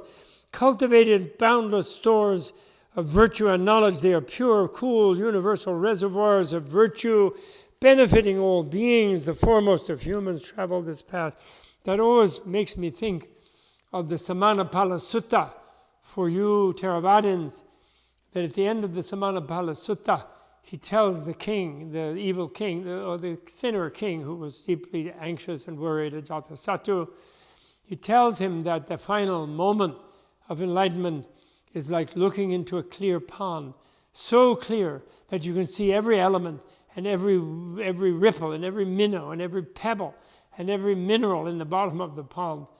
And so he doesn't say it's a big blank state. He says it's a completely discerning of every interrelated thing. So he teaches non-duality in that hint. And whenever I read here the cool universal reservoir, which is the Bodhisattva and inconceivable liberation, it makes me think of that wonderful simile of the clear, beautiful pond at the end of the Samanapala Sutta. Your great sutta in the Digha Nikaya. Benefiting all beings, the foremost of humans travel this path. The various species in the universe filling space uncountable. They know all exist in terms of words. This is the path traveled by lion roarers, able in each individual concentration to enter countless concentrations. They arrive at the recondite depths of the teachings. The expounders of the moon travel this path. With the power of thank you, Chandrakirti. With the power of acceptance, they practice earnestly and reach the other shore, able to accept the supreme teaching of dispassionate extinction, their minds equanimous and imperturbable. This is the path traveled by those of boundless knowledge. At one seat in one world, their bodies are unmoving, ever tranquil, yet they manifest their bodies in everything. Those of boundless bodies travel this path. Countless, boundless lands they cause to enter at once into one atom, which is able to contain all unhindered.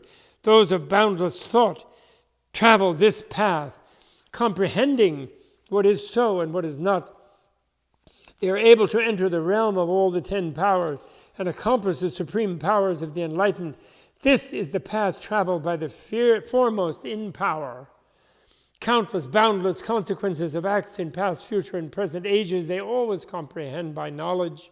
This is the path traveled by those of consummate understanding right and wrong timing in the world. They civilize beings according to necessity, in every case adapting to their needs. This is the path traveled by those who comprehend, guarding well their action, speech, and thought, always making them apply the teaching in practice. They divorce all attachments and conquer all demons. This is the path traveled by the wise, able to skillfully adapt the teachings and able to enter the impartiality of true thusness. Their eloquent exposition is inexhaustible. This is the path of Buddha practice, having fulfilled the method of mental command and spells, able to recognize in the treasury of non-obstruction, having fulfilled the method of mental command spells, able to rest in the treasury of non-obstruction, they comprehend all realms of reality. This is the path of those who delve deeply, equal in mind, same in knowledge as all Buddhas of all times. They are of one nature and one character. This is the path of the unimpeded. Having removed all veils of ignorance and entered deeply into the ocean of knowledge, they bestow pure eyes on all sentient beings. This is the path of those with eyes, having fulfilled the impartial, non-dual practice of spiritual powers of all the guides. They attain the independent power of the enlightened. This is the path of the well-cultivated. They travel through all worlds, showering everywhere the boundless rain of wondrous teaching, causing all to gain certain understanding of the meaning. This is the path of the clouds of teaching. That's the rain cloud, the Dharma rain cloud. Thunder cloud of teaching is the name of the 10th Bodhisattva stage. Able to produce non-transgressing pure faith in the Buddha's knowledge and liberation, they produce the roots of knowledge and wisdom by faith. This is the path traveled by those who learn well. Able to know in a single instant that all living beings without exception, they comprehend the intrinsic nature of beings' minds. This is the path, that's their Buddha nature. This is that which is their freedom, their non-nature. This is the path of those who realize naturelessness. See right there. To all lands in the cosmos, countless, they can travel by projection, their bodies most subtle beyond comparison. This is the path of peerless action. Buddha lands are boundless and countless. There are infinite Buddhas therein. Enlightening beings appear before them all, attending, providing, engendering respect. Enlightening beings can, with a single body, enter concentration, become poised in stillness, and cause that body to appear as countless bodies, each arising from concentration. The abode of enlightening beings is most profound and subtle. Their practice and deeds are free from nonsense. Their minds are pure, always happy, able to cause all beings joy. The differences in faculties and expedients are clearly apparent to their knowledge, yet they realize all faculties have no basis. This is the path of the tamers of the intractable, able to expediently distinguish with skill. They are versatile masters of all teachings. The worlds of the 10 directions are each different. They live therein and perform Buddha work. Their faculties are subtle, so are their deeds. They are able to expound the truth broadly to beings. Who would not rejoice on hearing them? This is the path traveled by those equal to space. Their eye of knowledge is pure, without fear. Without peer, they see all things clearly, their knowledge expediently distinguishing them. This is the path traveled by the peerless. All inexhaustible great virtues they have cultivated to consummation, to cause all beings to be pure. This is the path traveled by the incomparable, urging all to cultivate the aids to the path, causing all to dwell on the ground of method and art. They liberate beings without number, without ever forming a concept of being. They observe all opportunities. Thank you, Your Holiness, the Dalai Lama, who have pledged to be there forever with all as the numberless being. They observe opportunities and affinities, first protecting other minds, making them non-contentions, showing, that's because this is in the realm of non-contention, right? Showing all sentient beings the places of peace. This is the path traveled by the skillful, perfecting highest ultimate knowledge, replete with measureless, boundless knowledge. They are fearless among all groups of people. This is the path of the knowers of arts and means and techniques and technologies. All worlds and all phenomena they can enter into with freedom. They also enter all congregations and liberate countless beings. In all lands in the 10 directions, they beat the great drum of truth and awaken the living. As givers of teaching, they are unsurpassed. This is the path traveled by the unperishing. With one body sitting cross-legged upright, they fill countless worlds in the 10 directions, yet cause their bodies not to be crowded. This is the path of those with the body of reality. In one doctrine, one statement, they can explain boundless principles, and no limit to them can be found. This is the path traveled by those of boundless knowledge. They learn the Buddha's liberations well, attain Buddha knowledge without obstruction, develop fearlessness, and become valiants of the world. This is the path traveled by the skillful. They know the oceans of worlds in the 10 directions, and also know the oceans of all Buddha lands, and comprehend the oceans of knowledge and truth. All who see them are filled with joy. Sometimes they show entering the womb, sometimes birth, sometimes the attainment of enlightenment. Thus they cause all worldlings to see. This is the path traveled by the unbounded. In countless billions of lands, they manifest themselves entering nirvana, but really they don't give up their vows for extinction. This is the path of the heroic philosophers. The indestructible, esoteric, unique, subtle body is equal to the Buddha's, no different. But all sentient beings each see it differently. This is the path of the one true body, the body of reality, the body of all Buddhas. They're there to be seen differently as different bodies by all suffering beings.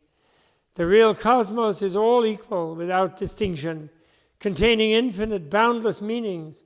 They enjoy contemplating oneness, minds unmoving. This is the path of knowers of all three times. In terms of sentient beings and enlightening teachings, their constructions and empowerments are consummate. Their supporting power is the same as the Buddha's.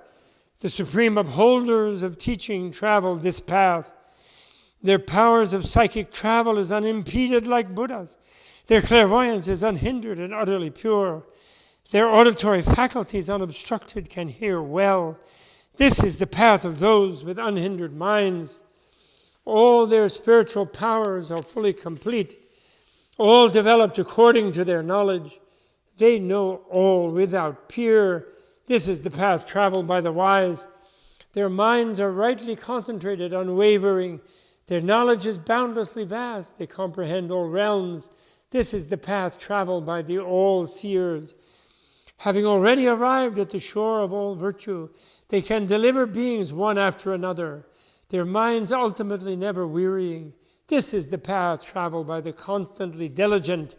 They know and see the teachings of the Buddhas of all times and are born in the family of the Enlightened. The Buddha children travel this path.